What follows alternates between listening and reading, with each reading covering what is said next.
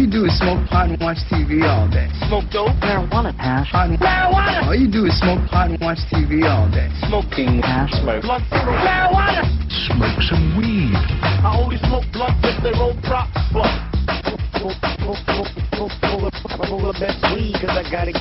But if you're growing cannabis, you need to take certain precautions. Don't tell anyone. Go to a copper and ask him for a light for this. And I put it in the trash can, well, because I thought I was going to get caught with it, and they saw me put it in the trash can. Over and took it, and they took me to jail. And that was quite an exciting year for the Smoke-In. Camper Van Beethoven played down on the mall, Eugene Chadbourne. I'm sure a lot of you are fans of Cracker, right? Everybody knows Cracker.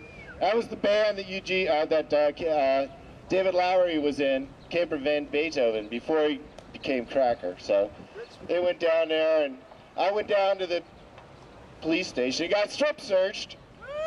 Woo! That's what I said. But that was a long time ago, so I don't have any marijuana here today. But we did ask permission for people that have been recognized in the states that you are from that legally have medical marijuana laws passed. If you have documentation, we are attempting to negotiate with the park police that you, if you need to, not that you have to or should, there's a medical emergency, you need to use your medical cannabis. We are here to assist you, facilitating a way that we can all get along. All right, now, I guess you're wondering why I look like Billy Idol today. Right, well, it's true. Keith Stroop told me to get a haircut, so here I am. New hairdo. And that's next. You know, I was told that, never mind. I wanted to say, what I really want to say is, does anybody have any LSD? Because I've got a terrible headache.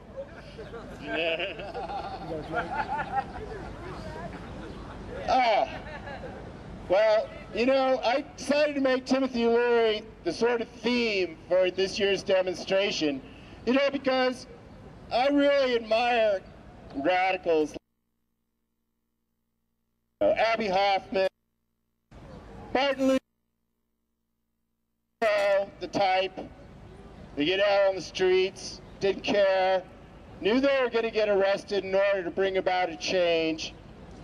But they knew they had to go out and do it anyway. You know, that's my kind of people.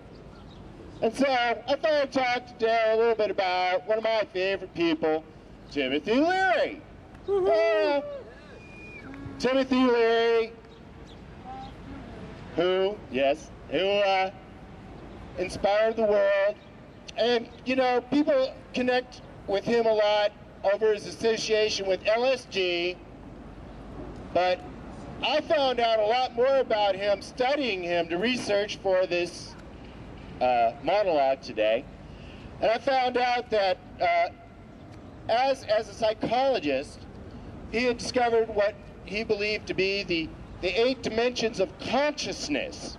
And he said that ordinarily most human beings experience 4 realms of dimensional consciousness that come from our brains. That would be like the reptile brain, which is the Abdullah Oblongata. There are several others, your higher consciousness. But then there are 4 other realms of consciousness that are expanded through things like meditation or smoking pot, doing things like bungee jumping, skateboarding, yes, and even taking LSD. So I was going to talk today about what Timothy Leary described today as the 5th key to unlocking the 5th dimension of your consciousness, which was triggered by smoking marijuana or free-falling, as briefly discussed earlier. Imagine that the connection between bungee jumping and smoking marijuana, that same euphoric feeling. And has anybody here ever had a dream where you're flying or falling? Do you know what's actually happening at that moment? The fifth dimension of your cerebral consciousness is trying to engage and become awake. It's trying to activate in your subconscious while you're having that dream. That's what brings about those feelings. It's a very interesting thing. And so Timothy Leary described these different dimensions of cerebral consciousness, and he said the purpose of these other four states of consciousness, interestingly, I believe, was to bring about global harmony in a way that we have not evolved to presently, that we are working towards every day, for everybody to learn to communicate and work better together. And also, he believed that we needed these extra dimensional consciousnesses to travel into outer space. I don't really know about that. I don't think I'm leaving this planet until, like, you know, my spirit leaves this planet. Not planning on using those other aspects of my dimensional consciousness, but while I've been here on this planet, I have had some of my other dimensional consciousnesses aroused and awakened and inspired me to be here with you today to tell you that marijuana prohibition is wrong.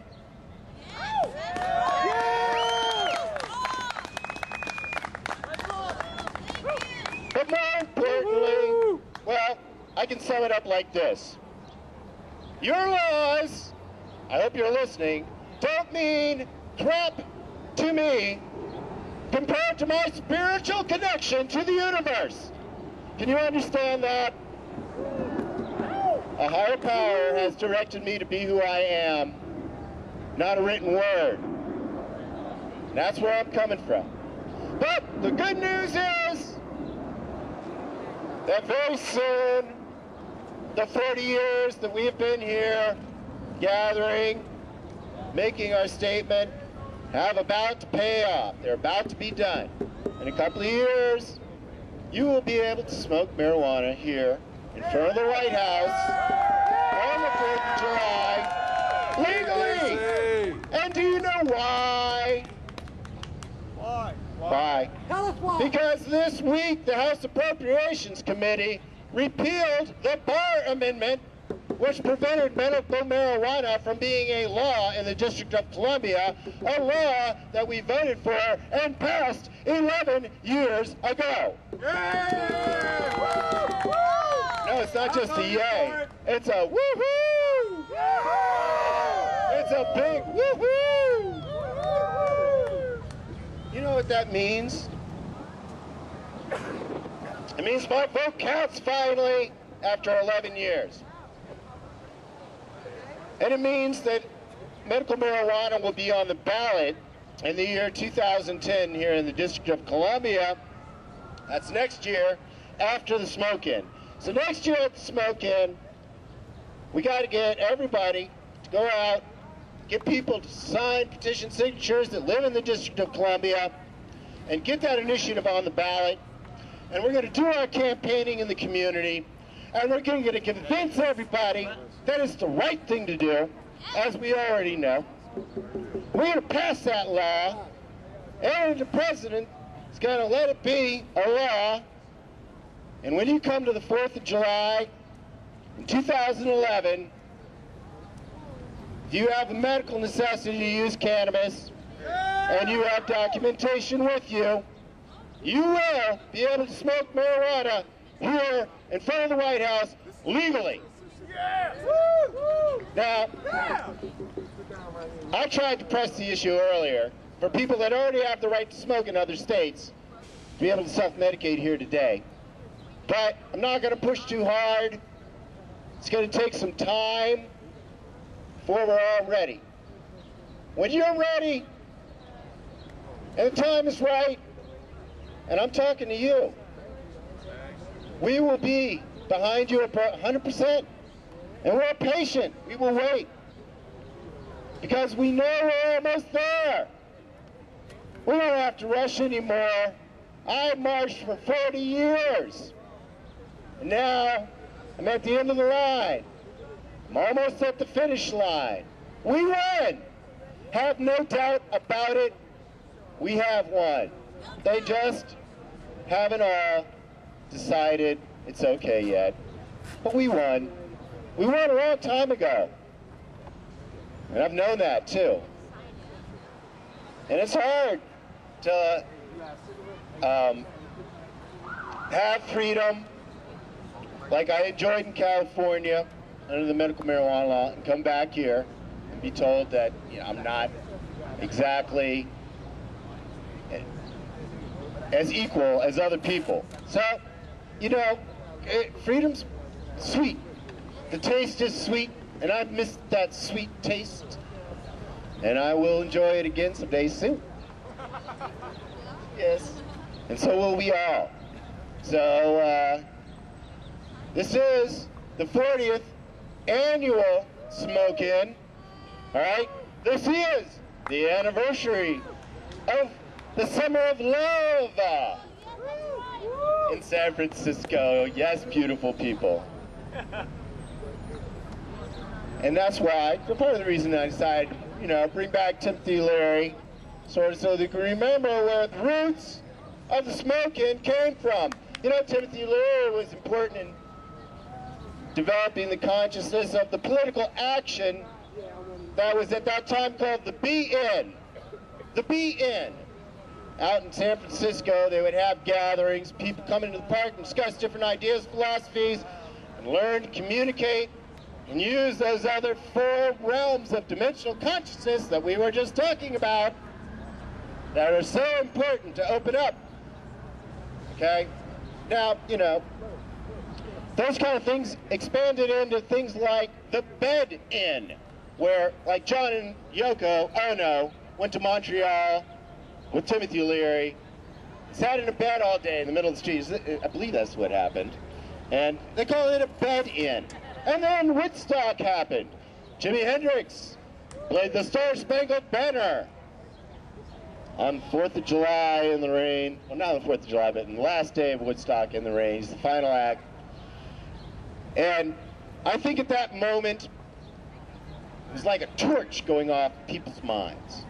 And all of a sudden, people had the idea that they could bring that beautiful idea of expanding those 4-dimensional realms of consciousness to the rest of the world and to all the beautiful people here in Washington, D.C. So they decided to come to Washington, D.C. on the 4th of July of 1970 to accomplish that goal.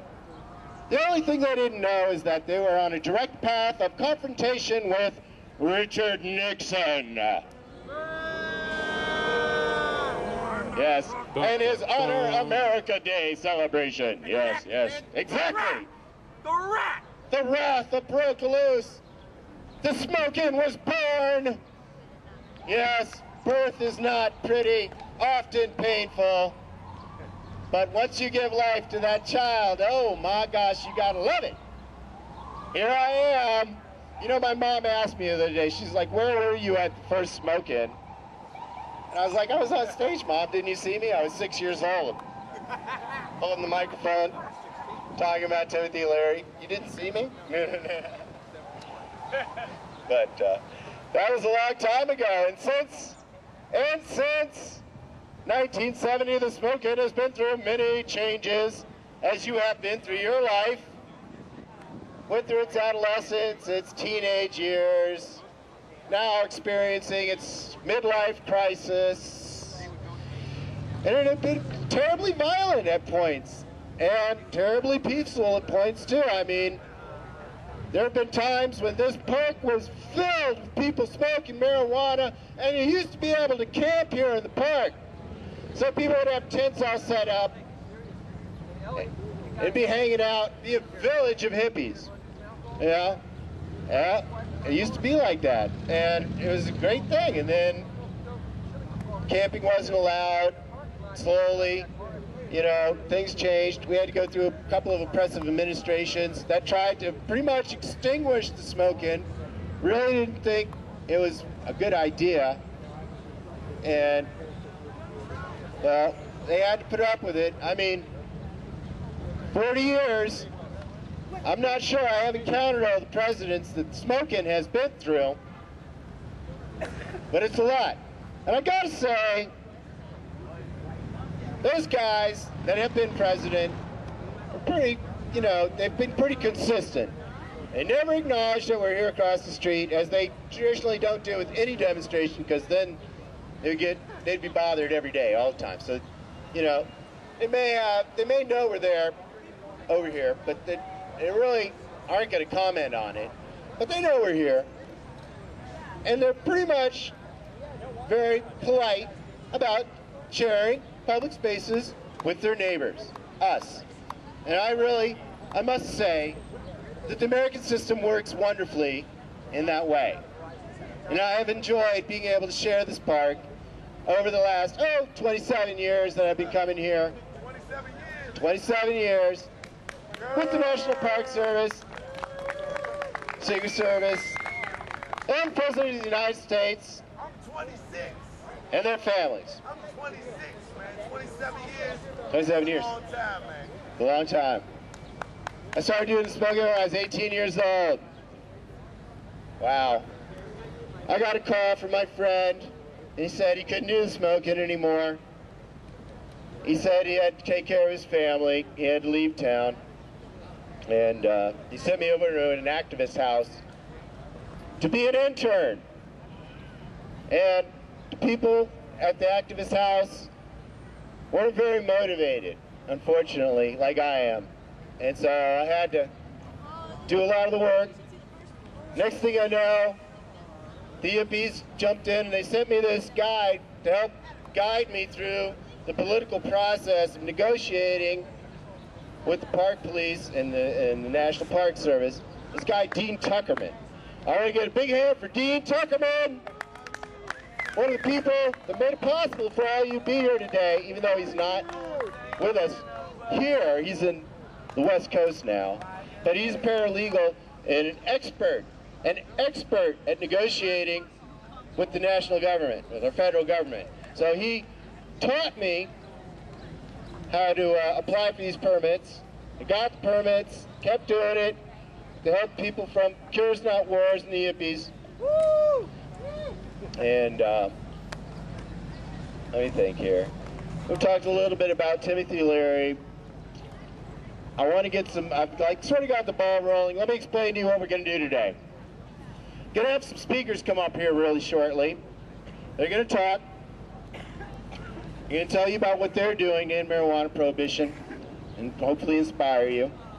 At about 2:30, we're going to get ready to have a march that way over towards 17th Street. We're going down 17th Street to Constitution, making a right on Constitution, going to the Lincoln Memorial, where they have a concert stage set up. Down there you will find people from Students for Sensible Drug Policy, Americans for Safe Access, people making hemp paper, people trying to get you to write your congressperson, about current legislation in Congress pertaining to marijuana, and people trying to get you involved here in Washington, D.C. in the new patients group that will be forming in anticipation of getting the initiative for medical marijuana on the ballot and getting it passed. We're not waiting, we're getting started now. You can get information about that down at 23rd and Constitution Avenue, right next to the Lincoln Memorial. And by the way, I just found out, you know, Abraham Lincoln, He smoked dope too. he smoked weed. Smoke weed. No, but he's stoned right now.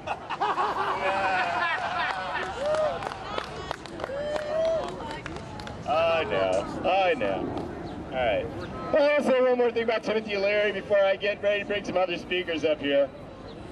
You know, I have this great quote from Timothy Leary. It goes like this.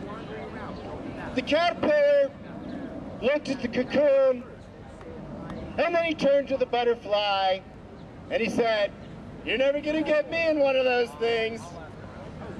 And that's sort of the way it works with ending marijuana prohibition. The caterpillar, that's the government. The cocoon, that's the process that we're in right now, that we're about to emerge from, right? The vote. And the butterfly, that's us, who have been through the cocoon and emerged to a more beautiful life, and knowing what's on the other side, and not being afraid to tell the caterpillar how beautiful life can be. And that is what I have to say to you today. Is there anybody that would like to come up to speak? And we also need volunteers to hold banners. Somebody wants to. If you want. All right, we have men, gentlemen. I don't know who he is, but I believe in free speech. And we're going to give him a chance to exercise that constitutional right. Good afternoon, good afternoon, good afternoon. It's sliding into good evening. Now, I don't understand fully what we out here for today. But I do understand that people have rights in this country. You understand? There is a such thing called a Constitution. Yes! And either we gonna follow it or we not gonna follow. You see, they trying to work on getting our right to bear arms back. It's Washington now. VA has the right to bear arms. Maryland has the right to bear arms. But DC, they've been giving us trouble. Okay? Medical marijuana we talking about. Yes. Medical. Yes. Everybody can't see. I might need some for my cataracts every now and then. Alright? But we out here for a cause. And if you don't believe, then you don't believe. But if you believe, you believe. I'm going to tell you, I'm only 26 years old. This man said he's been on this microphone for 27 years for something that he's believed in. That's right. That's 81. I was born in 82. You hear me? Yeah. Now, if a man that faithful, that consistent, Yeah. you know what I mean, that honorable, you hear me? 28 years. If that's something he believed in and he's been doing it for 27 years, then why can't we all do it for 27 more years? 28 years. It's been 40. All right, it's 2009. We've been doing this since what? 1979? 1970. 1979, right? That's my math, right? 7? Huh? You say 40 years? Yes. 1970. Yes. But it's 2009 though. 1969? Yeah, all right, well, that's my bad. That's my bad. That's my bad. I ain't had nothing smoke, man. Maybe I had a beer earlier. Ice out. To be exact. Hey everybody, my name's Mike. I'm from Covington, Kentucky. It's right across from Cincinnati. It's right across from Cincinnati, Ohio. In 2003, at the age of 29, I found out that I had Parkinson's disease. And I moved to Cincinnati because if I got busted with weed in Cincinnati, I got a $100 ticket. We want you up on the stage. What year was that? What year was that? Cincinnati, Ohio? Okay, let me start over. Is that better? Yes. Ohio and Cincinnati. My name is Mike, and I'm from Covington, Kentucky. Thank you, Mike. Thank you. In 2003, I was diagnosed with Parkinson's very early, at 29 years old. That's why I'm standing here shaking today. I moved to Cincinnati in 2003 because it was a $100 fine for anything up to an ounce of weed. In 2007, they changed that and started arresting you for anything as small as a roach. Or a seed. My doctor tells me I should smoke weed. She tells me I should move to a state that allows you to smoke weed for medical reasons. No, I should not. Yes. My state should let me do it there. Yes. Yes. Why do I have to move 2,000 miles from my family to smoke weed for medical reasons. Damn right. Ooh. It's enough. Yes, it is. The way I was taught was marijuana, hemp, was made illegal basically because of the cotton industry. I'll wear cotton and hemp, damn it. I want to be able to not stand here. Do you see my hands? I see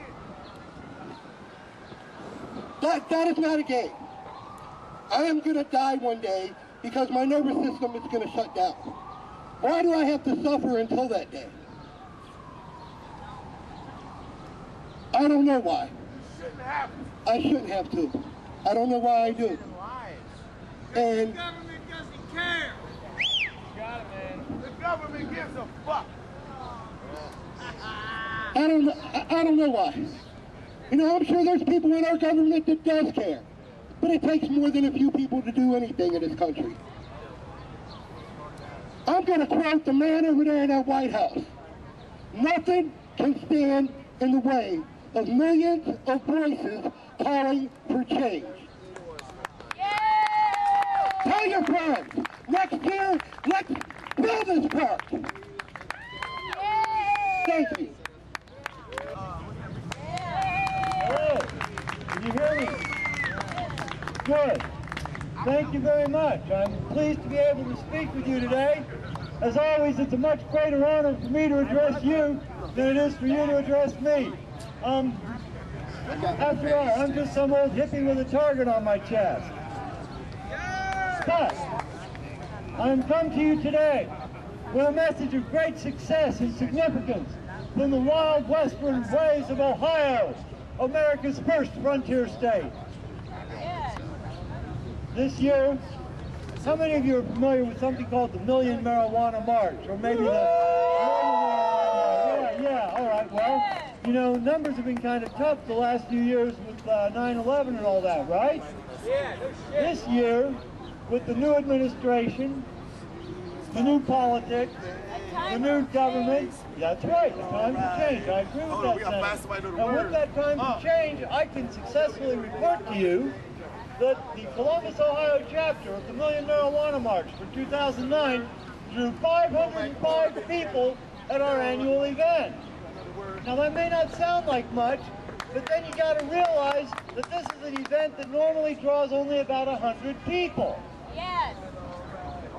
We were plagued with good weather, and we were also victim to successful promotion. We put out about 10,000 flyers in advance, and by golly, it worked. We had one of the largest and most successful marijuana marches in the history of Columbus, Ohio. Hi, Rupert.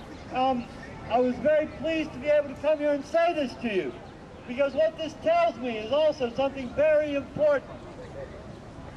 The time is right, ladies and gentlemen. Yes. The time is right. Yes.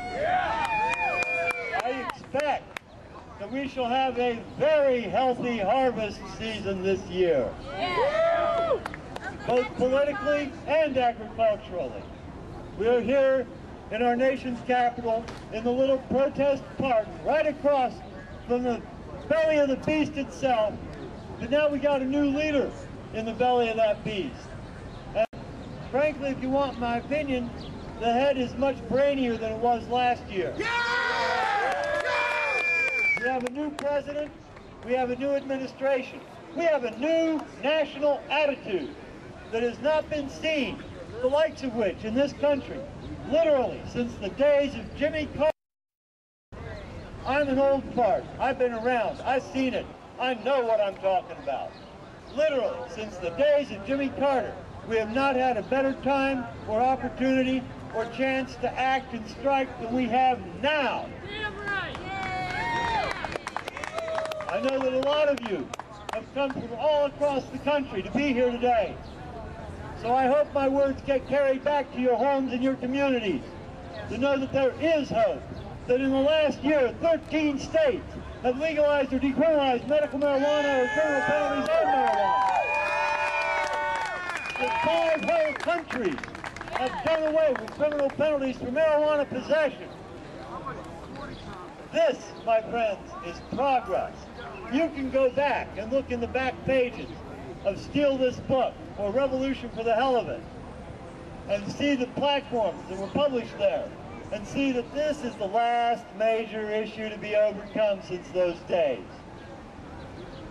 We can't stop now. We cannot stop now. We must go forward. We must take this initiative, which is what is being handed to us, the initiative. We now have the bully pulpit and the whip hand, and we must apply them, or else we are wasting our time and our breath, and we will lose our chance. Please, I beg of you, go home, make it happen, light a fire under their ass. Do what you gotta do, but God dang it, get it done. Thank you very much and good night. We need to change the date. Hold on a second.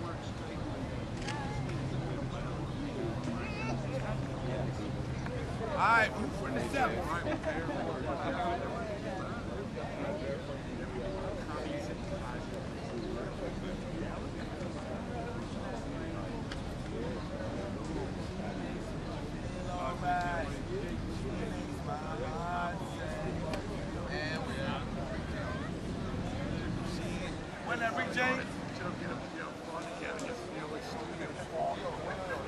And now I'd like to take a key researcher, a political leader, and someone who's admired by many here today, Dana Beal, author of the Aberdeen book.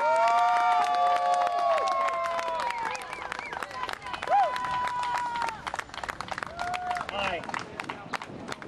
Well, we did a great poster for this. I think people know about this all over the country. Where's the t-shirt? Wish more people would come, but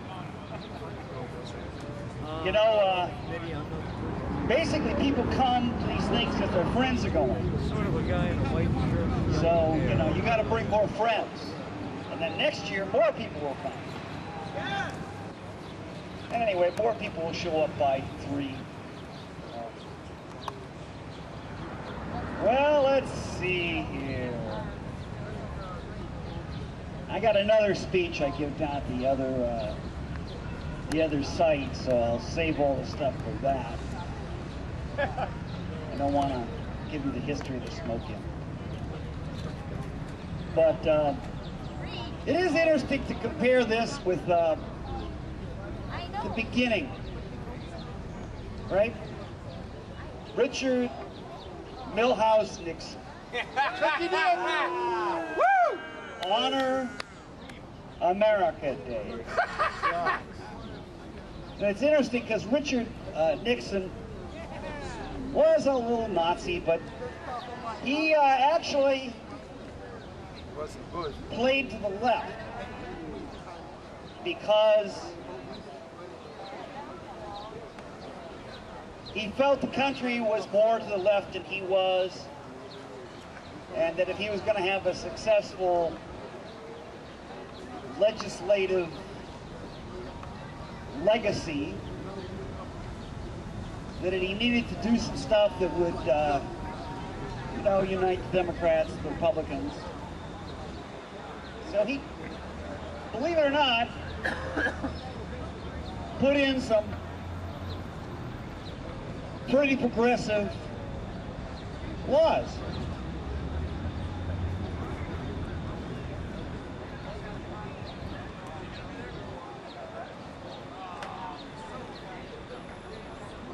Now, we remember Richard Nixon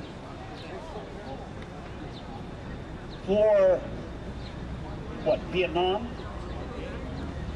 Watergate? This doesn't sound like very progressive stuff. No. But you have to understand that this country, when Richard Nixon got the Schaefer Commission report, it wasn't so much, and that was the report that recommended, I guess, was decrim, legalization. Keith Stroup, I don't know, he was either working with the congressional aide or working with an aide to the commission, or he was an aide to the commission. This is lost in time. You know, this is the current chairman of the board of Normal. He spent a lot of time. This guy Schaefer was, I guess, governor of senator from like Pennsylvania, something like that. I know that Ronald Reagan picked him to be his vice president later, but that was '76. Reagan didn't become a winning presidential candidate because Ford shut him out. So Schaefer didn't have a second chance. That's how we got George Bush. But Nixon actually looked at it pretty dispassionately. He just said the American people are not ready for legalized marijuana, no matter what the rights or wrongs or merits of the issue are. And I remember that in the left wing of, you know, the peace movement and the labor movement, at the time, there was a lot of Puritanism.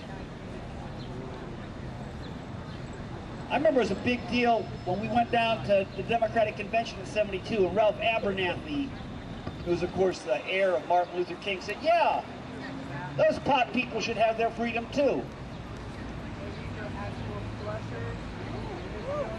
But a lot of people, old commies, I guess,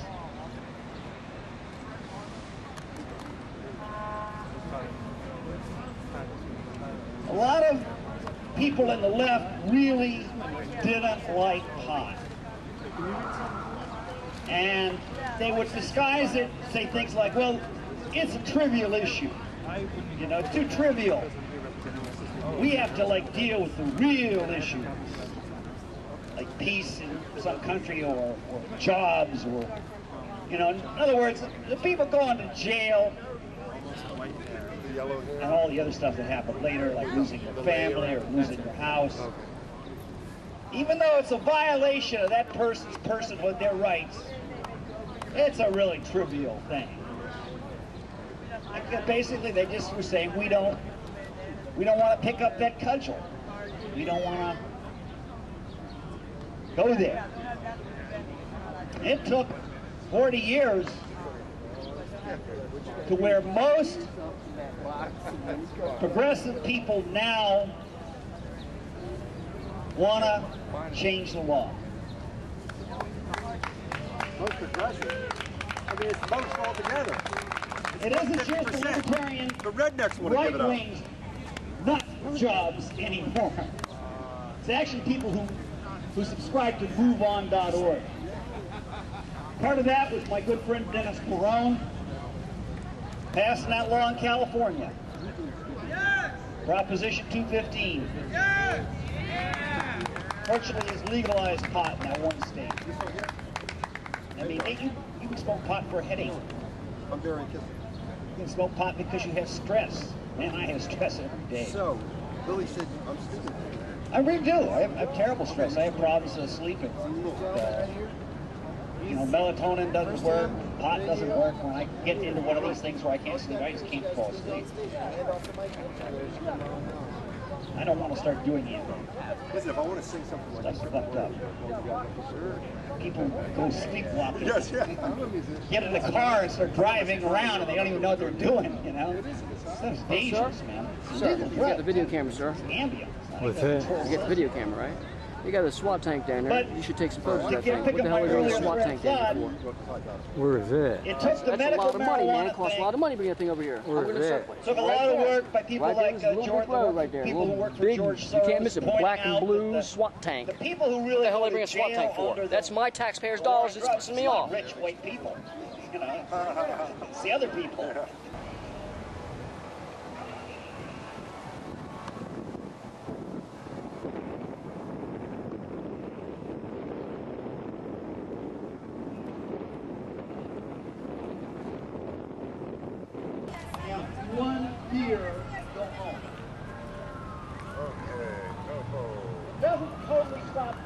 There we go. Drug.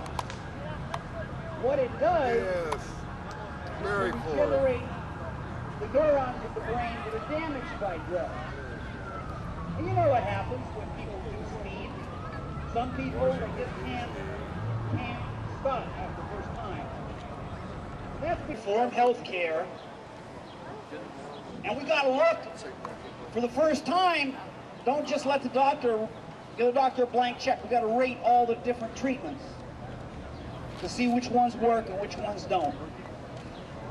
You would think that they would want to look at a drug that potentially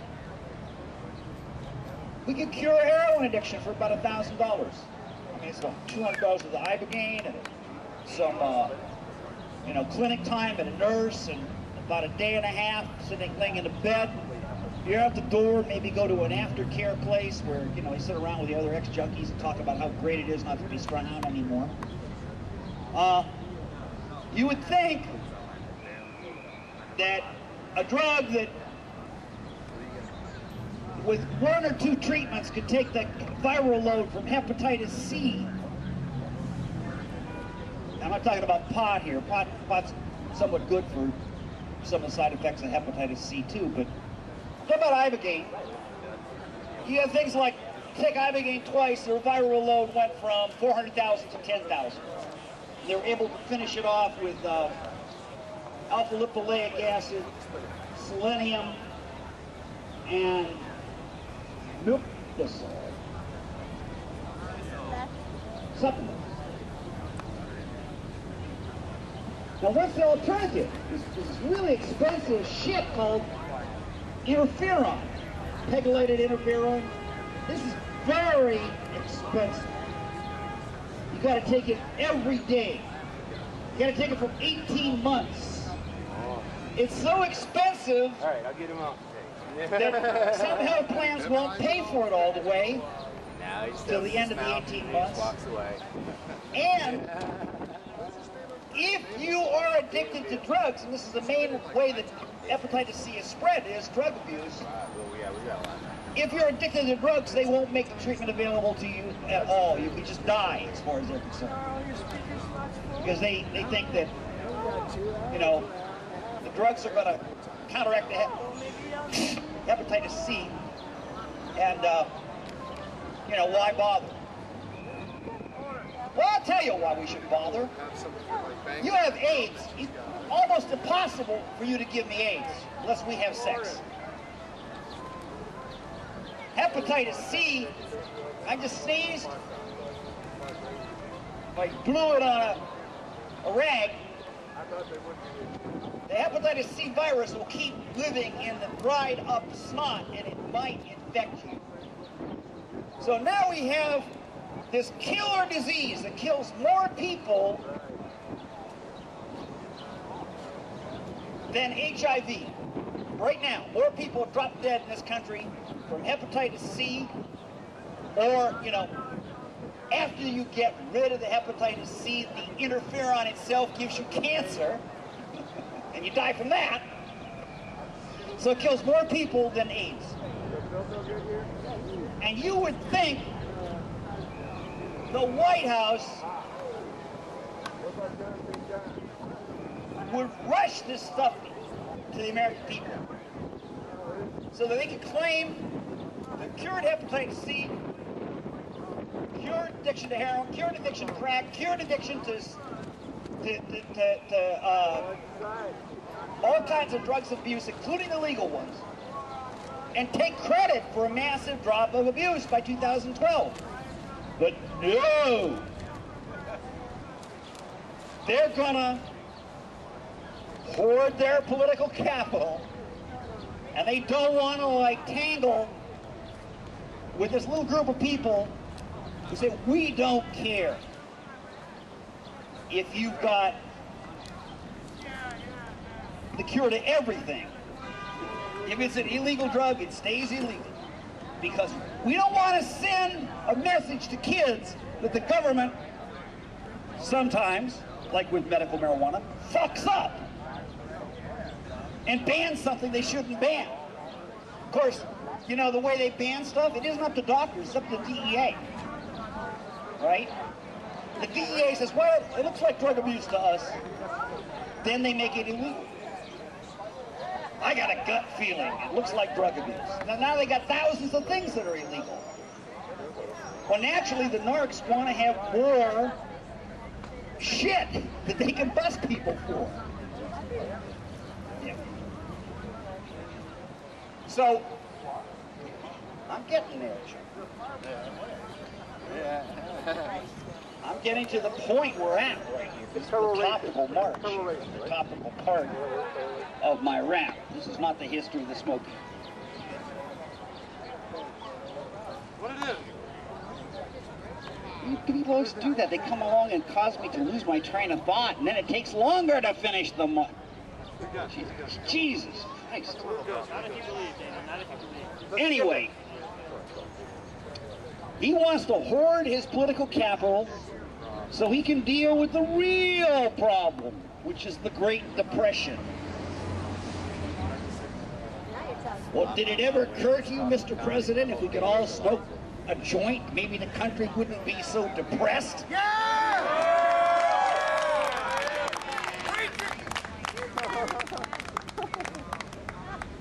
And, you know, the latest, I'm not getting to my point here. The latest numbers from the economy are very bad.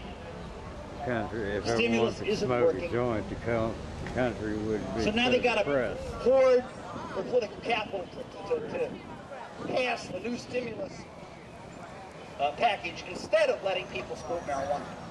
Which everything says, you know, if you legalize pot, you could do away with farm subsidies because, you know, you wouldn't need the fertilizer, you wouldn't need the pesticides, just use hemp for rotation of the crops, the corn and the soybeans, and you wouldn't have nematodes, and it would fix nitrogen in the soil. And marijuana itself would be this great medical boon. It would cut healthcare costs because people wouldn't be buying real expensive shit. The government wouldn't have to pay for it. They could just grow a plant. Yeah. Not to mention, you know, food, fuel, fiber, and all that great stuff. It, you know, would be good for the economy. Yeah. Oh, nice. But no, we're going to have to go through Congress and go through the states and push this through almost as if the White House was still run by George Bush. Ow! God, man. You want to make it really hard here? Okay. So that's why actually we're following up on the iodine right now. Because there's other people doing the medical marijuana and the marijuana, and they actually, you know, Marijuana Policy Project asked me to butt out. Rob Campia, through various intermediaries, said, please don't work on medical marijuana in New York. Let us do it. I mean, they made it to the point where I can't testify, Godfrey doesn't want to talk to me. And of course, it's because Rob Campia doesn't believe in ibogaine. He says, I don't give a damn about Jonas. But then, you know, what am I going to work on? I got to work on ibogaine, right? Because that's the only thing I can work on. Because I'm not going to go step on their presentation or screw up their thing. You know, let them do it. Let them try. Even though the latest bill they're trying to pass even worse than the previous bill they're trying to pass. Because he was, I was like, yeah, that's all, an orange on it. I'm not going to be the one that, like, sinks their ship. I'm not going to be the saboteur that, you know, brings down the whole movement with backbiting and infighting. So we went out to talk to Danny Davis. If you're from Chicago, you know who he is. He's the guy in the black congressional delegation from Chicago that handles their drug stuff. And I don't want you to feel bad about this, okay? Because remember, the main argument used to stop marijuana from being legalized, whether it's medical marijuana or public health marijuana, which is what I call recreational marijuana, since obviously it would be better for people to smoke marijuana than to smoke cigarettes or drink alcohol. Does anybody have any question about that? Anybody have any doubt about that? They didn't even settle for Ann Cole Fur Flash. It's just so much safer than in any kind of rational society we would be smoking pot instead of drinking and smoking that stuff. I know. So what is the main argument used to block the safer substance? That we have a gateway effect. Even though, you know, all studies show the gateway effect is a function of marijuana being in the illegal market. And drug dealers who are pushing crack on people, using it to lure people into their den of iniquity. So if we legalize pot, that would be the best thing to get rid of the gateway effect. No, dens of iniquity. So if we have something where we can say we're turning people back into potheads, if we have something we can say that has a reverse gateway effect, we have a pretty good argument to scotch that gateway effect crap.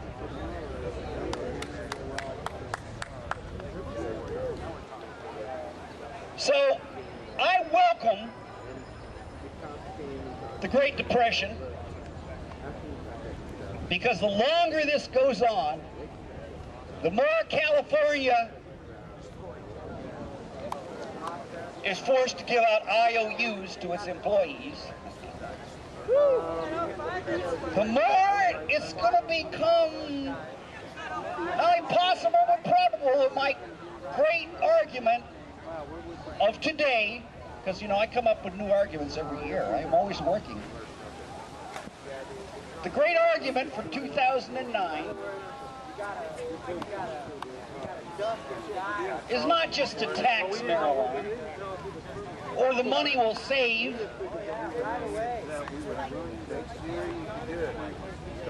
not locking people up for marijuana. No, the great argument is that you got these people in law enforcement that won't give up marijuana prohibition no matter what.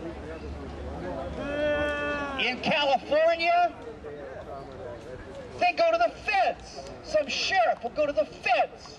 And you get Charles Lynch over here in the picture going to jail because the local sheriff decided that even though he was completely compliant with the law, he would try to send Charles Lynch to prison for 10 years.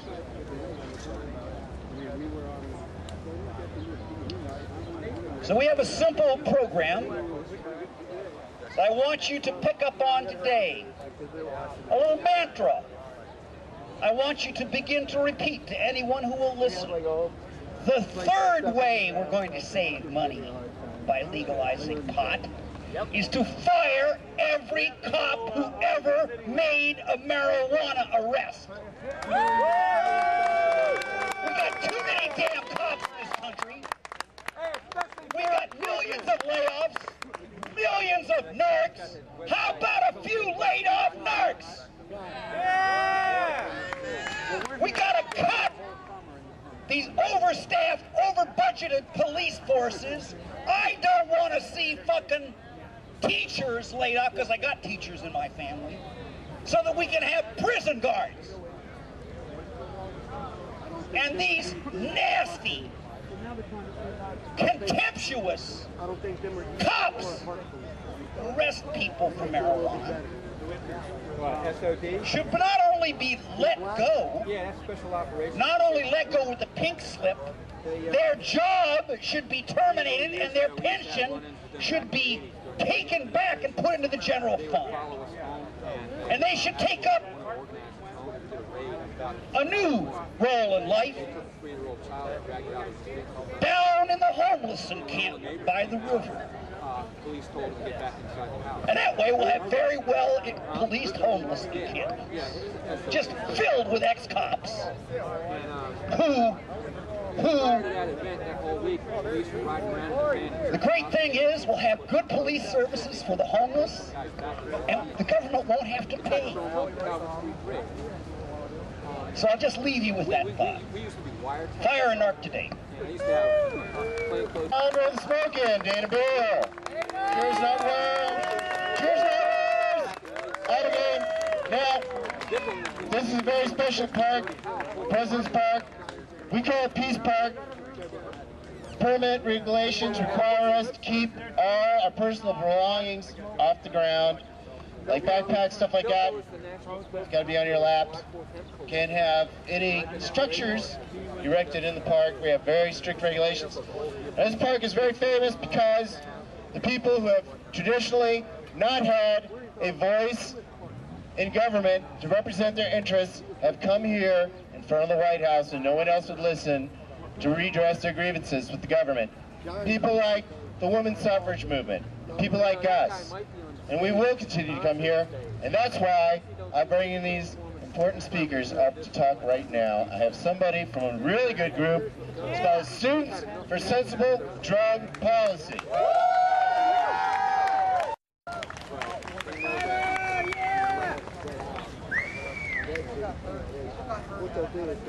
Good afternoon, everybody. Happy 4th of July. My name is Tyler Smith.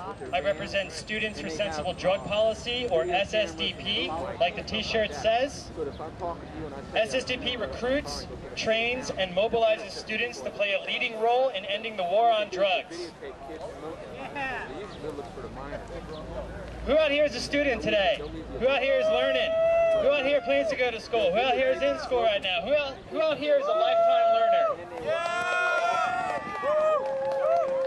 All of you are going to play a leading role in ending the failed war on drugs, and here's how.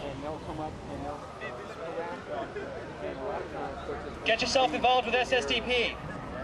Start a chapter at your school.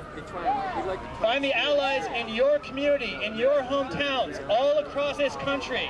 It's not going to start here in Washington, D.C. It's going to start where you live, where you work, where you go to school. That's where it starts, and then it comes here to Washington, D.C. SSDP only exists to make you better activists, stronger advocates, and faster catalysts for an end to marijuana prohibition.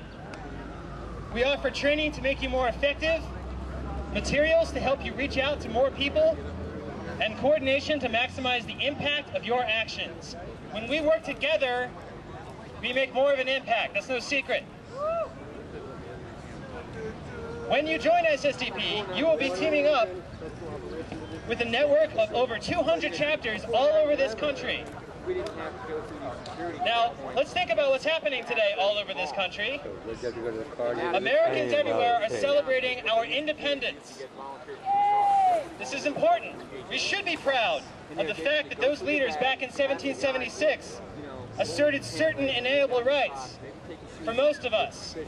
Later, we granted those rights to all of us, which is something we should all be very proud of.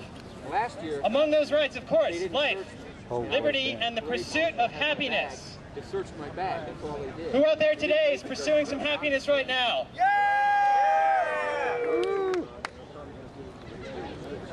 What is it that you want to do other than pursue happiness in your life? Show me that. Those people back then, they had to fight and die in order to create those rights. We have to fight today to reassert them. You might have noticed there's no federal holiday celebrating October 1st, 1937, when the first marijuana prohibition law was signed, the Marijuana Tax Act by Franklin Delano Roosevelt. We don't remember that day. We don't celebrate that day. That's a day when they took away our rights.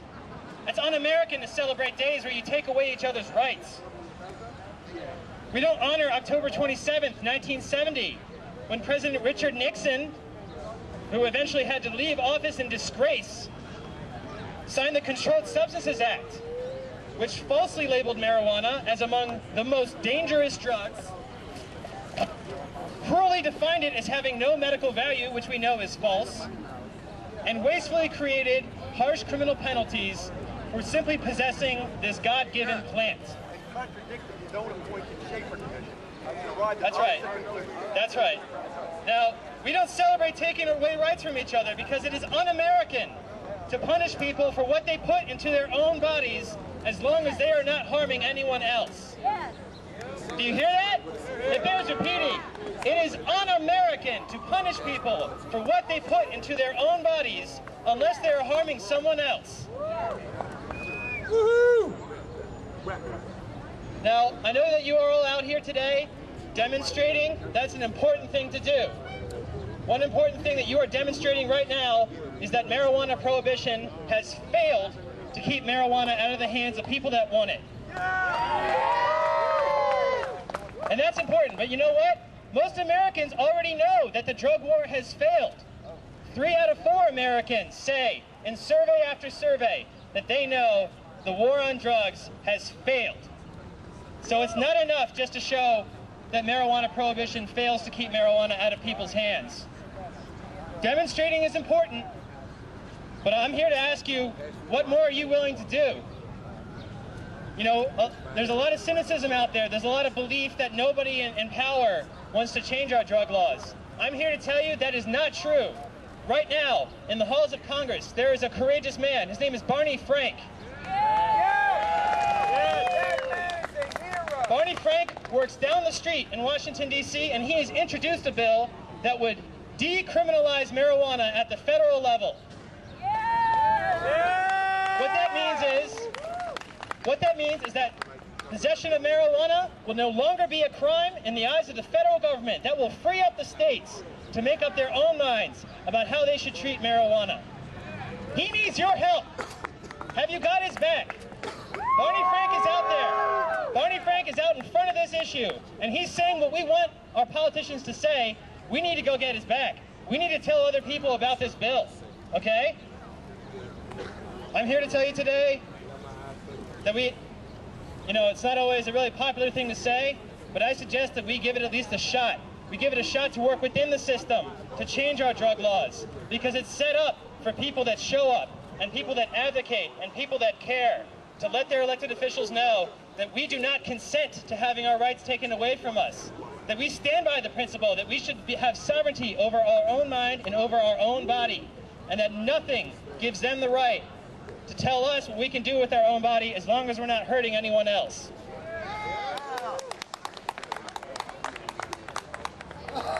Somewhere along the way, we let our leaders think they could take away our rights to pursue happiness, which is akin to your right to party. At some point, the right to party became alienable, which is why we must fight for it. That's right. You have to fight for your right to party.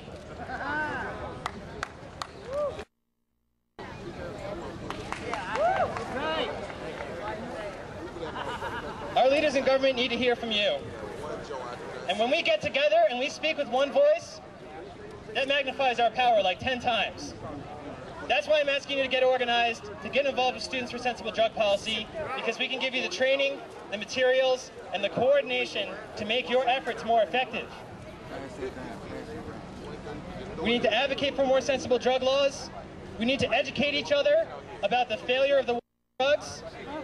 And we need to agitate for justice, fairness, and compassion in our country. Now, oftentimes, the opponents of making marijuana legal or decriminalizing marijuana say, well, we worry about the message it will send to children. What are young people going to think? A much less often asked question is, what do our young people think right now? What do the young people think about marijuana prohibition? You see my shirt? You see how it's like a DARE shirt? That's because SSDP represents the DARE generation. We represent the kids that grew up with the 1980s, Ronald Reagan, war on drugs, Just Say No, DARE programs that lie to kids, tell them that pot's just as bad as the other drugs, which is the real gateway effect. When we lie to our kids about pot, it makes us look like we're lying about all the other drugs. Everything I need to know about drugs, I learned from Ronald Reagan. We need honest, truthful, and science and reason-based information about drugs. We need to trust our kids to make the right choice given the facts, not scare them into just not trying anything. Because guess what? They're going to try everything. And when they try it and they find out that you lied to them, you have lost all credibility about things that you should be telling them the truth about and that they should be accepting as truth from you. So what is the message from the DARE generation? Our message is we don't consent to having our financial aid for college taken away from us. We don't consent to zero-tolerance policies that make 0 sense. We don't consent to losing our freedom over marijuana. I'm asking you to join SSDP so we can end this drug war together. Thank you. Students for Sensible Drug Policy. All right, who's next in line here? Got a couple of great speakers coming up. I'll let him introduce himself. Oh wait, there's my mother. Everybody say hi to my mom. Hi, Mom! I'm gonna go say hello to my mom, everybody. Listen to the speaker. Hi, folks. My name's Johnny, and I'm speaking on behalf of some friends of mine from New York. They're called the Green Army, and I don't know if they're out there, but I wanted to speak on this little pamphlet they said that they gave me. I also wanted to quickly say, all we are saying is give hemp a chance. Please give hemp a chance. So anyway, they're called the Green Army, and they say, we the people of the state of New York, in order to form a more perfect union, hereby call for a review of the current laws pertaining to the criminalization of marijuana. Our organization has been drafted with the sole purpose and responsibility of erasing the negative stigma associated with the medical and recreational uses of marijuana. Our aims and goals as an organization are simple. We wish to push the discussion of marijuana and all its aspects towards a more positive direction. We would like to see the current views on marijuana re-examined. Its image was born from a smear campaign almost 75 years old. We only wish to present the information available to help the public become better informed. We are confident that with a careful review of the facts, people will clearly see our current legislation is at best outdated. At worst, detrimental to society. Our efforts will examine the negative effect this legislation has on our society, from the bottom to the top. We plan to use this re-examination to show the benefits gleaned from a relaxation of the current policy. We undertake this mission with the knowledge that it is an uphill battle. We understand many in our society are preconditioned to believe in marijuana as the killer weed. But we feel as though our society is standing on the edge of a precipice. It is here on the brink where humanity has a chance to achieve a real shift. Whether it is in perception or action, we have formed our organization in recognition of these times to further perpetuate this change in whatever form it may take. To enlist in the Green Army, please go to www.greenarmynewyork.org. Thank you. Oh, and there's a friend of mine making, he gave me this flyer, he's making peace bread in the park. I'm trying to find where he is, but it's really good bread. He's making it with a natural solar light. So go get some bread. Thank you. Free signs. Free signs. 1, 2.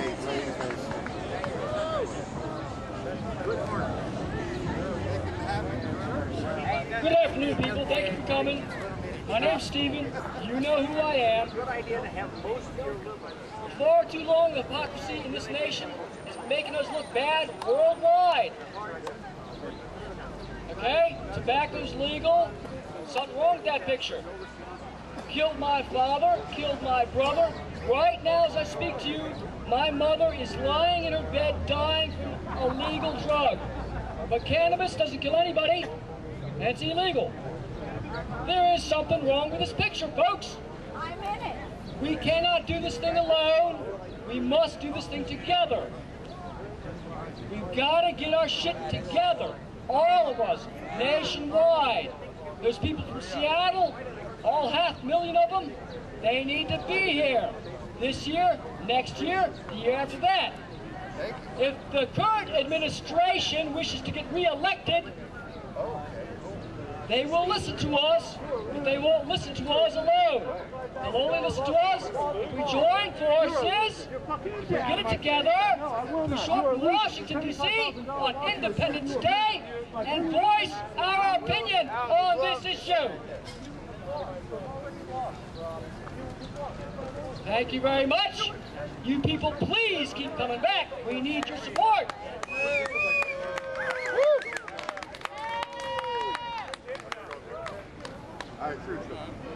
Let him go! Fire and squad!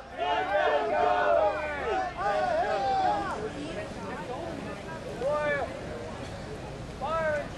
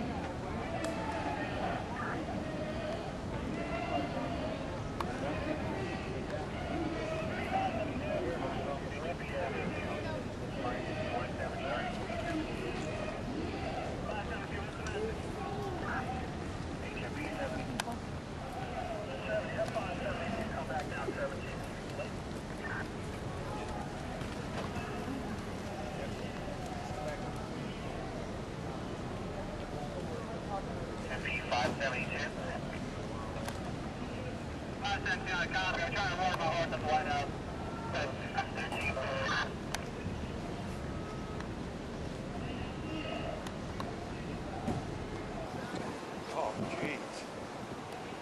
The butt crack breach.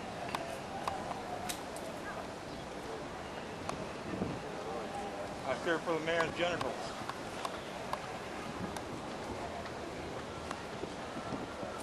Cell phones.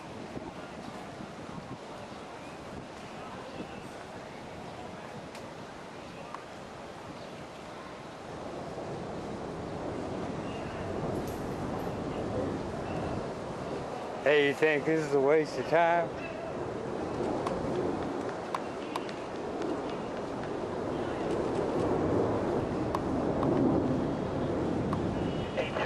Need a SWAT out here to bust pot smokers. Yeah,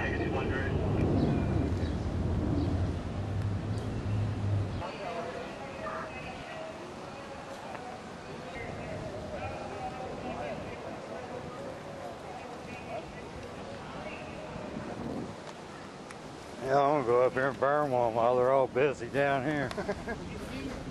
Little happy self down Wilson. Bring yourself down to Wilson. We're going to a beautiful dispensary down there next year. We're going to be selling OG Kush for $250 the first year, $200 the second, $100 the third year, $50 the fourth year after the law is passed. We're trying to give the medicine away. What's happening? Trying to give it away. If you got a recommendation and you need your medicine, come and get it. Come and get it, because I know I can't do no more jail time.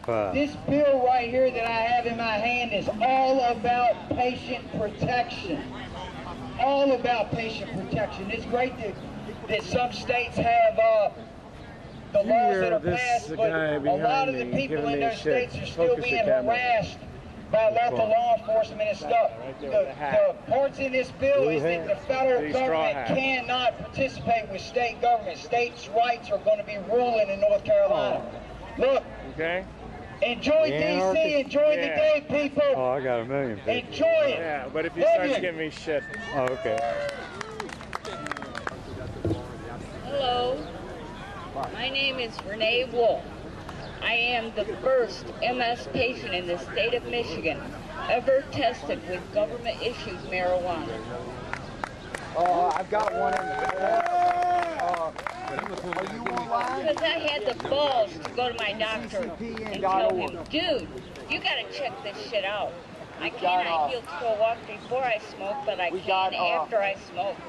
There's something to this, which makes me the first MS patient. You can go online and review a copy of this. And I'm so proud of that, because I went into Representative McCollum's office the day he was introducing anti-medical marijuana legislation, and I fired up a fatty. And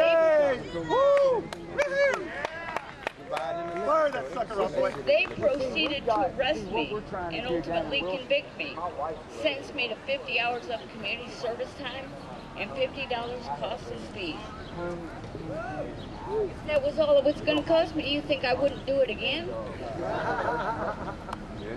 And there are neuroregenerative properties involved with cannabis. I've only had MS for 30 years. They told me in 3 to 5 years I would permanently be in a wheelchair. And I'm not. Tell me about it, brother. I know. And God bless me with that. How's it going, dude? Okay. All right. Good for you. How you doing? I'm hanging in there. Go Michigan! Hey, go Michigan. I have a permission slip.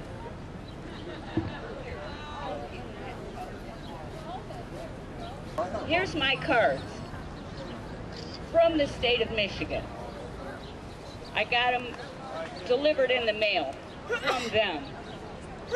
One says I can possess plants, the other says I can't. I don't know what the fuck I'm supposed to do.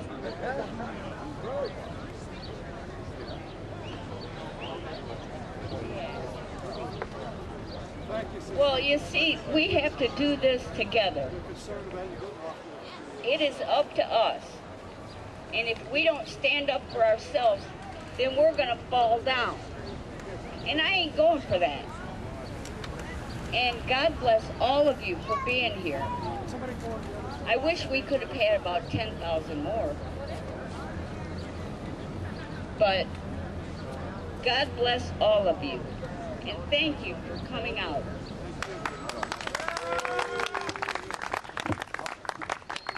It's a little less than $3,000 for your medication. No, it's not going to be like that. Because caregivers from organizations like Cures Not Wars and Normal are going to be there to provide the medicine for cost, to keep the cost down, keep our medicine available. But I want to say Shalom Shabbat to those who are there who understand the Sabbath. I gave up church to be here today, so I can't let this go without at least a passing mention of the Lord.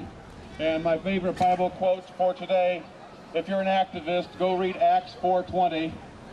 Because Acts 4:20 says, "But I cannot but speak of what I have seen and heard." Meaning you can't shut up about it. You've been touched. You've felt the truth. You've experienced the truth. And you can go to Washington, D.C. where the lies are so thick and say, hey, where's your truth? I'm here defending the cannabis truth. The only medicine nobody's ever become addicted to. I've traveled from D.C. to Seattle every year now since 2002. I must know 1 million people who smoke pot by now. I'm looking for that guy who smokes pot and doesn't do other drugs and is having a problem. Where is that guy? I haven't met him, and if I do meet him, I have a feeling I can get right down to the bottom of his situation right away. But I want to say, since there are unfriendlies here and hauling people away in small groups like that, that I don't use marijuana. Let me say it again, I don't use marijuana. Oh, and you shouldn't use marijuana either, because marijuana is a stupid thing. Marijuana insults my intelligence. Marijuana is a joke. No, marijuana is a lie. Because marijuana is just a word. An evil, racist word they use to trick our Congress into making a law to outlaw our planet's premier resource, energy crop. We would not have nylon and polyester everywhere if we still had hemp. What should be the cheapest fabric on the planet? I'm Jay, the hemp guy from Michigan. Normally when you see me, and I'm not expecting to wreck my clothes today at work, I'll be wearing hemp because every article of clothing you can think of can be found in hemp. So support the hemp industry and support your own freedom. All right, cool. Well, I'm going to talk to you again at the other stage, but I just want to say one thing. If we're marching today, I found it's easier to sing sometimes than to chant. And so I've been working on one that kind of goes like this, if you can kind of keep it in mind. We're still waiting, Obama. We're still waiting, Obama. It ain't funny, Obama. It's not funny, Obama. And then I'll just shout out other things that you can say in between the Obamas. So remember that for the march today, and we'll all have a great time. Jay from Michigan. All right. All right. Now, we have about a half an hour left for speakers. You've been very patient. I want to thank you all for coming out. In about half an hour, we're going to start organizing the march on the sidewalk here. We have bang sticks for everybody to make a bunch of noise. Y'all know what we here for. Y'all better march, and y'all better sing like y'all know what we here for. I'm from D.C. I've been living in D.C. all my life. Ain't nothing wrong with no hemp, you understand? I'll tell you what, I'll save you the trouble. If it helps your health. Or otherwise. Porters come up here and talk about the issues that they represent. Another group that's consistently supported us year after year is the Libertarian Party. And another group is Ron Paul for president. Ron Paul is probably the only presidential candidate that has ever come to speak at the smoke-in right here. They had enough guts to come out and tell it like it is, so now we're going to give those supporters a chance to tell it like it is to you. Let's give them a big hand.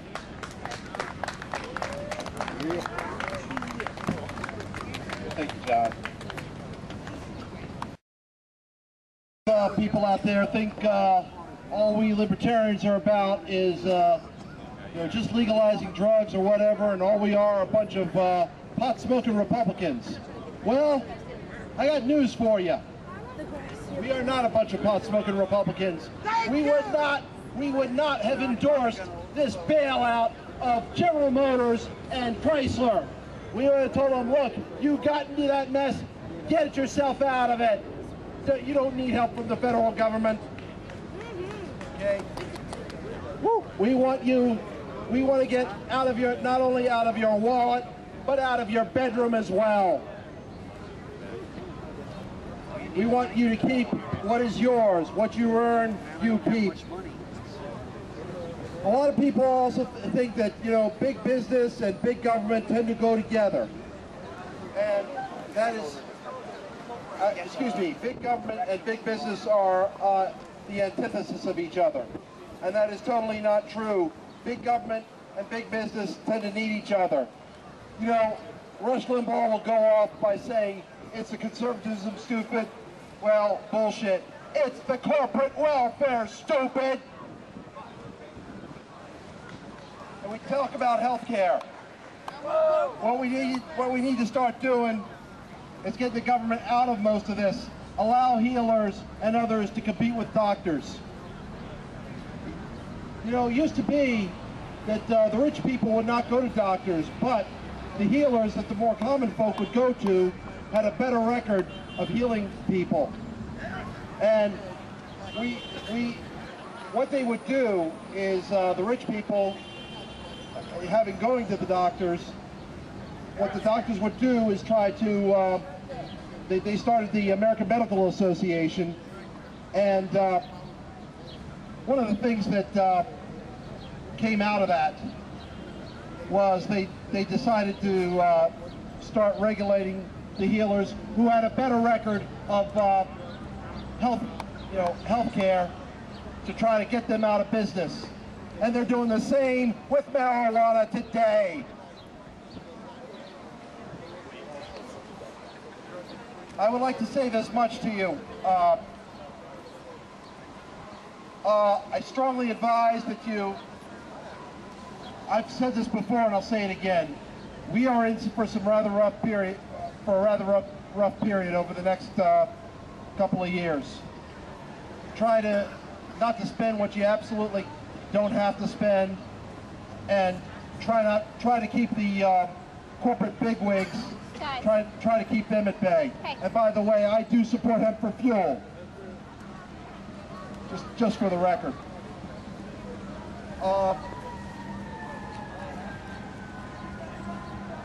One thing we also have to realize is that this issue is not about hemp, it's about freedom. Amen. And I'm going to take this time to introduce a friend of mine that I just met today. Maria, will you come on up?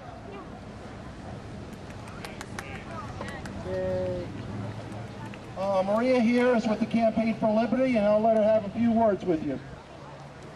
Thank you, guys. Now, I've been walking around and I've been passing out these brochures. He actually found me probably about 16 blocks that way. There was a tea party today. We called it the March for Liberty. And what that means is that we believe in individual rights.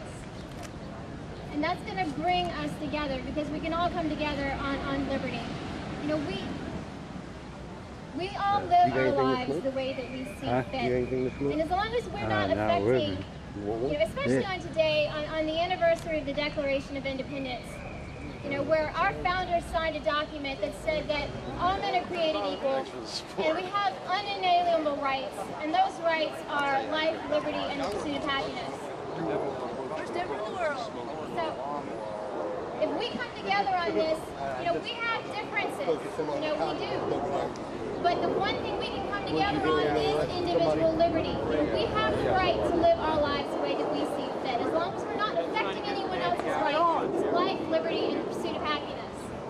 So I'm asking you guys to please go online, check it out. This is campaignforliberty.com.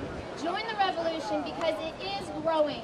And the next Tea Party that comes along, don't listen to the media bias that tells you we're all a bunch of racists or a bunch of bigots, because we're not. Don't buy it. This is what we believe in. We believe in your right to self-govern.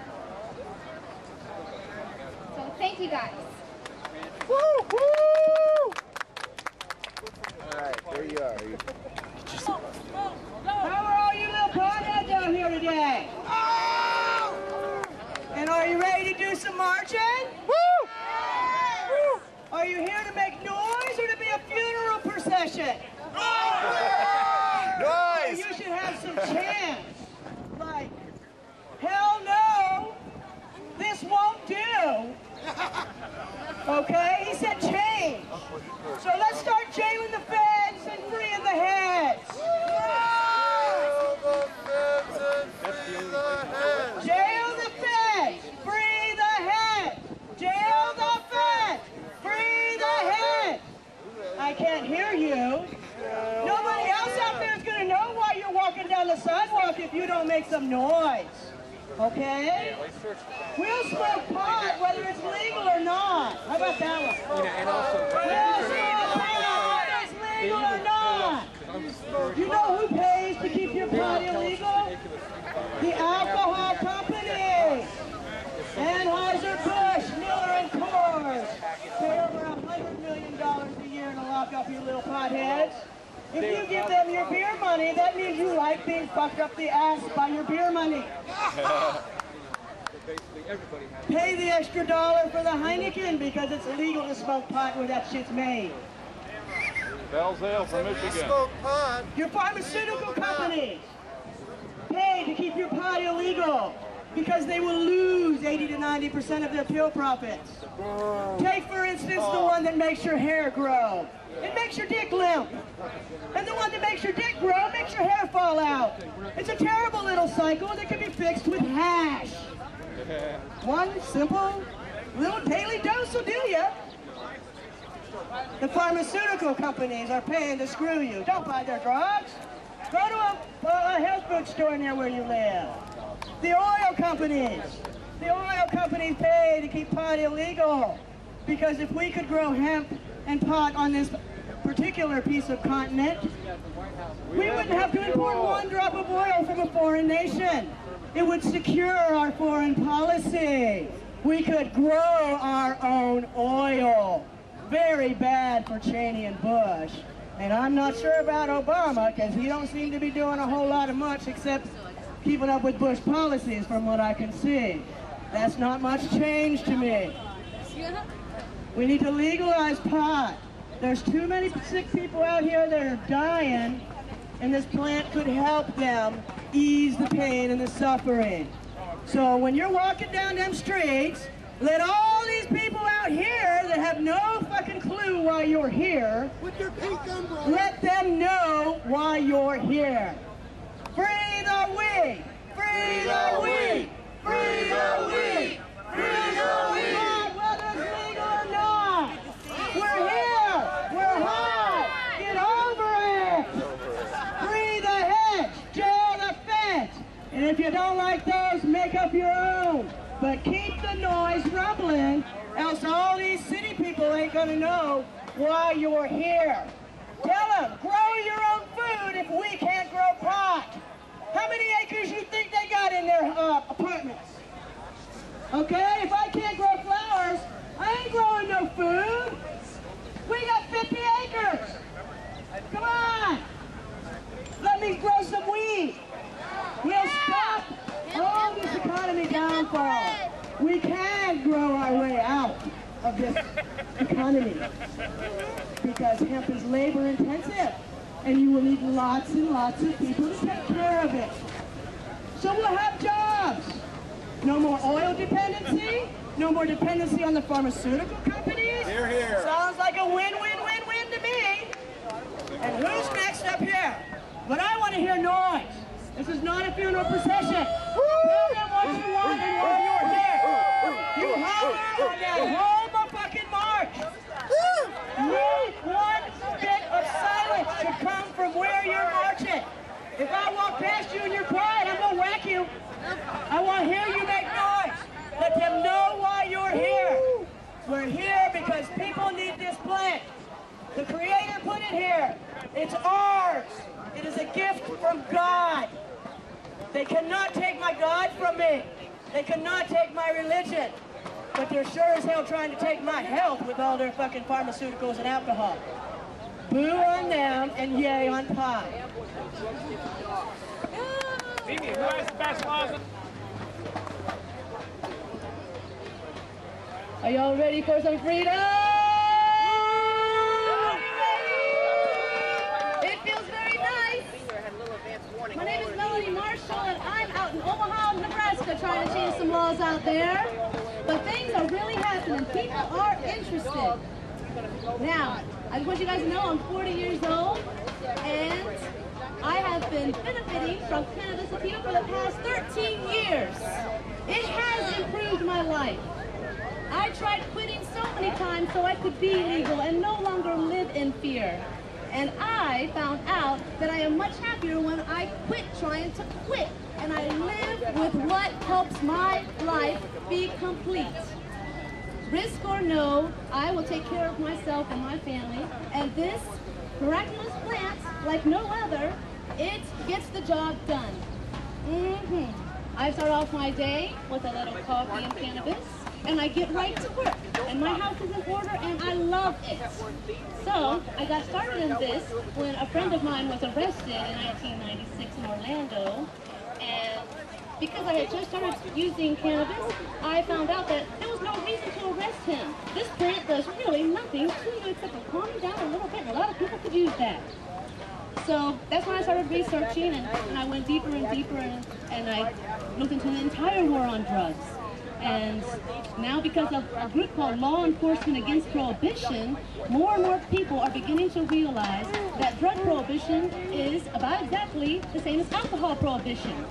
There's no control, really. It gives all the power to criminal gangs and cartels, They depend on our laws. Cartels would not exist if our laws were not in the books, and we choose to keep those laws in our books. And the good news is that we can choose to take them off our books, and what is needed is a lot of noise towards Congress. They will listen if you speak up regularly and politely and with your facts. They will have to give in when they get enough pressure. That is what changed other bad laws in the past.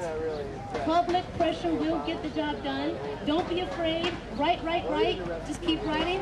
Email works just fine. You'll get letters back in the mail from the email that you sent.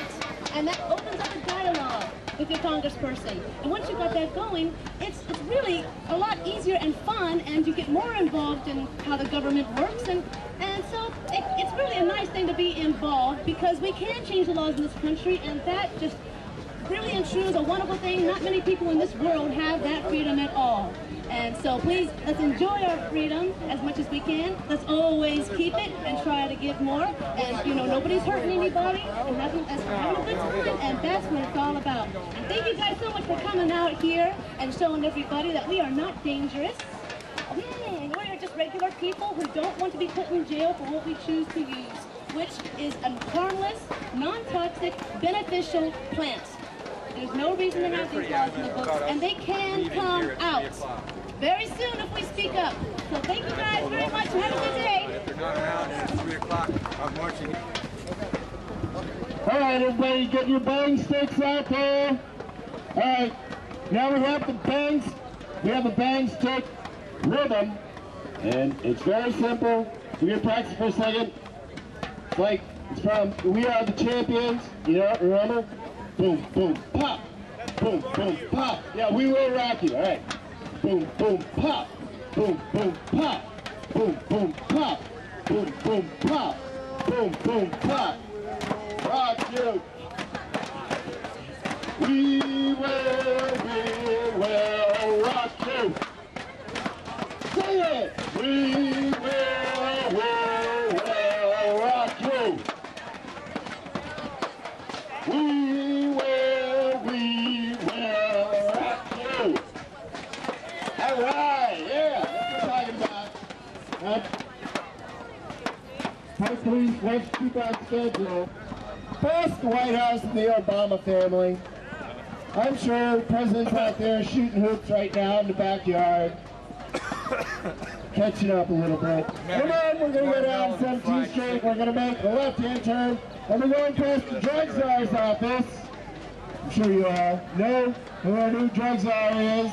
Former police chief in Seattle. I understand he's a pretty interesting man. Tommy, are you going to be running the march? Yeah. Okay.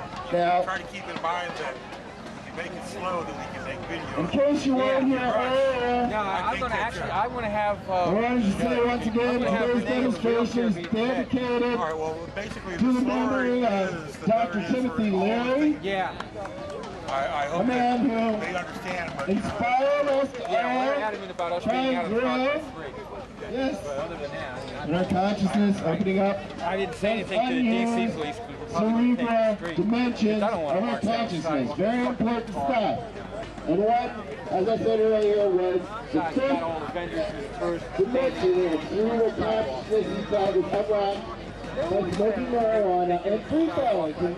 Coincidentally, in fact, they always do this thing where they say, "Oh, officer so-and-so will meet me at the corner over there." He never does. All right?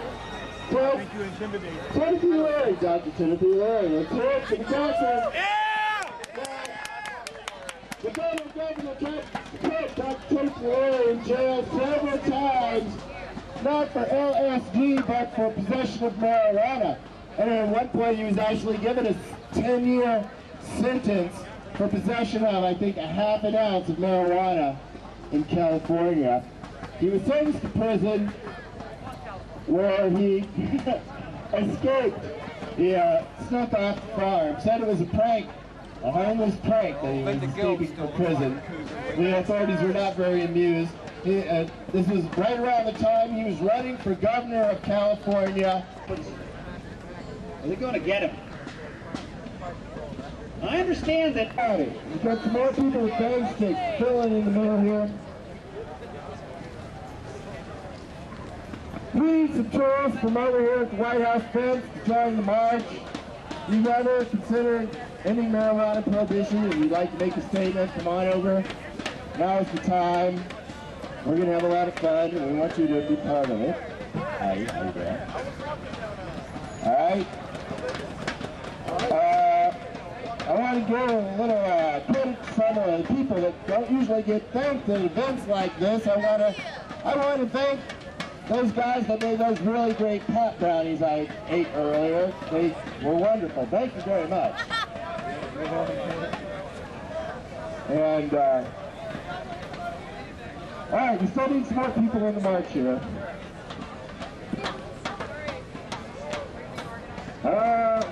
Starting on the sidewalk. Hey, all you guys over there, it's time. Are you going on the march? We got to get us all together here. Spread that march out. It's getting to look like if we can get that march to go all the way back towards that second light.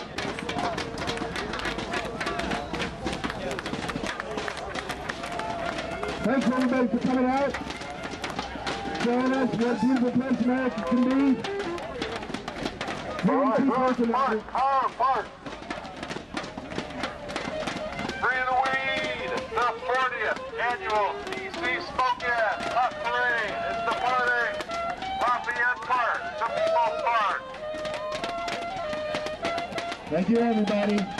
We love you. Have a happy 4th of July, America. Peace. Hey.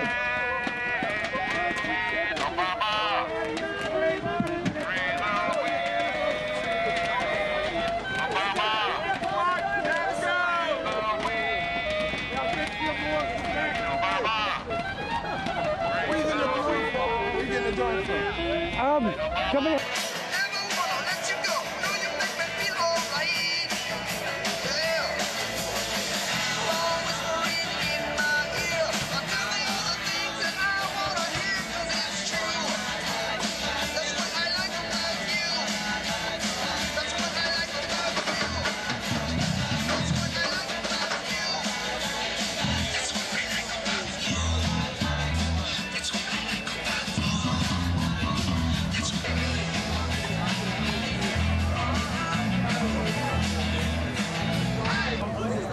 We advocate alternatives. We organize on college level, sometimes high schools. We get students more involved, try to show them that there's other people that also oppose these policies. We try to get people to act on those thoughts, try to get them more involved in the political spectrum. SSDB is just an excellent organization that really gets people to stop being afraid to speak out, because that's a lot of the problem. People are just silenced because they feel like if they speak out, they'll be labeled and stigmatized. So SSDP just helps people, you know, hey, I'm not alone. And I started a chapter at Northern Virginia Community College, and since then it's grown by leaps and bounds. We've got over 200 members now. We've only existed since spring semester. We've invited law enforcement against prohibition to come out and speak. In fall, we're having Marijuana Policy Project come out and speak at our campus. Our college is paying them to come out, so we're also funding, you know, the opposition to the war on drugs through this. So it's an excellent way to get people more involved, try to legalize marijuana, try to change our backwards drug policies. So if you guys want to sign up, we got to sign up right here. Okay, I'll sign up. Awesome.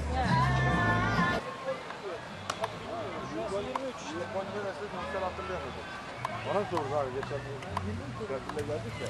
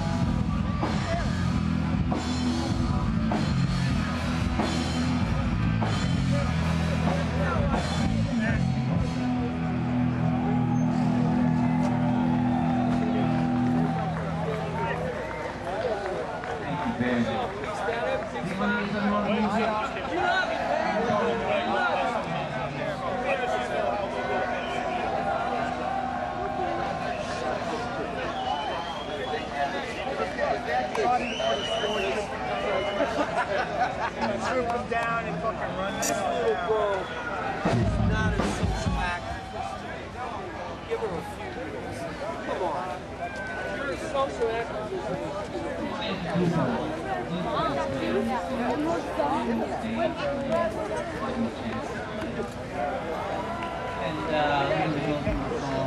No trouble here.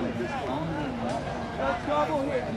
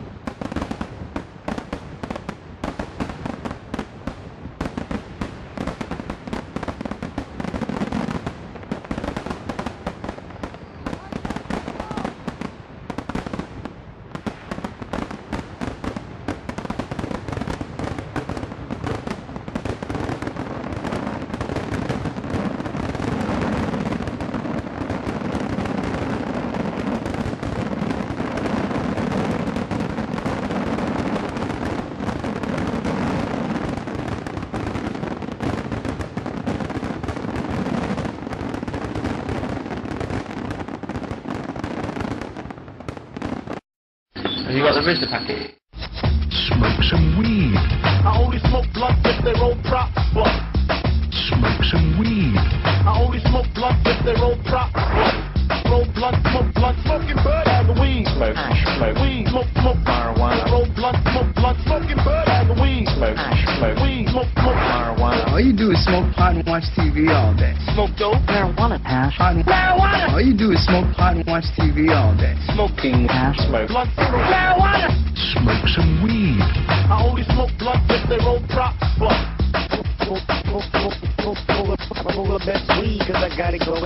If you're growing cannabis, you need to take certain precautions. Don't tell anyone.